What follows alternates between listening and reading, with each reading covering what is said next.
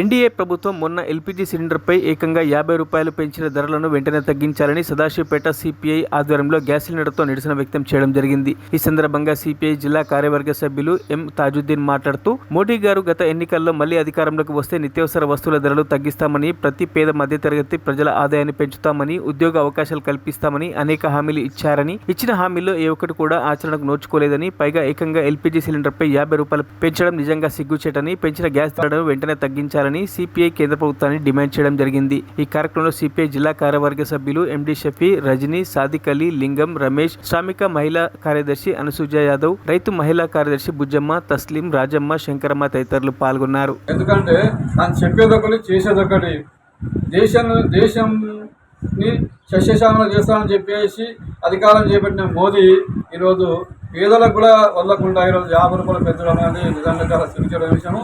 ఇప్పటికే సిపిఐగా మేము ఏం డిమాండ్ చేస్తున్నామంటే, పెంచిన ఎల్పీజీ సిలిండర్ ధరలను వెంటనే తగ్గించాలి. అలాగే ధరలకు అనుగుణంగా కూలీలు పెంచాలి. అంతర్జాతీయ మార్కెట్లోనేమో క్రూడ్ ఆయిల్ ధరలు తగ్గిపోతుంటే ఇక్కడనేమో మన పెట్రోలు, గ్యాసులను పెంచడం నిజంగా దేనికి చేసామంటే అంతే. ఇక అంటే పేద మీద కనికరం లేదు. కేవలము కార్పొరేట్ కంపెనీలకు ఉడకం చేయడానికే ఈరోజు పేద మద్దతు ప్రజల మీద ఈరోజు భావాలు పెంచుతా ఉన్నారు. అందుకే దీనికి వ్యతిరేకంగా ఈరోజు సిపిఐ పార్టీ ధరలు తగ్గించాలని చెప్పేసి ఈరోజు ధర్నా చేసింది. రాబోయే కాలంలో కూడా మోదీ కూడా ఈ పెంచిన గ్యాస్ సిలిండర్ ధరలను తగ్గించకుంటే రాబోయే కాలంలో పెద్ద ఎత్తున మోదీకి వ్యతిరేకంగా ధర్నాలు చేస్తామని, నిర్బంధాలు చేస్తామని చెప్పేసి సిపిఐగా హెచ్చరిస్తున్నాం. అంతే. వచ్చిన పెద్దలందరికీ నా యొక్క నమస్కారం. ఈరోజు ఏంటనగా మనకు గ్యాస్ ధరలు పెంచినందుకు ఇక్కడ సమావేశం జరుగుతున్నది. ఇలా ప్రతి ఇంట్లో గ్యాస్ ఉన్నది, అలా పెంచుకుంటా పోతా ఉంటే పేద ప్రజలందరికీ చాలా ఇబ్బందులు పాలవుతున్నారు.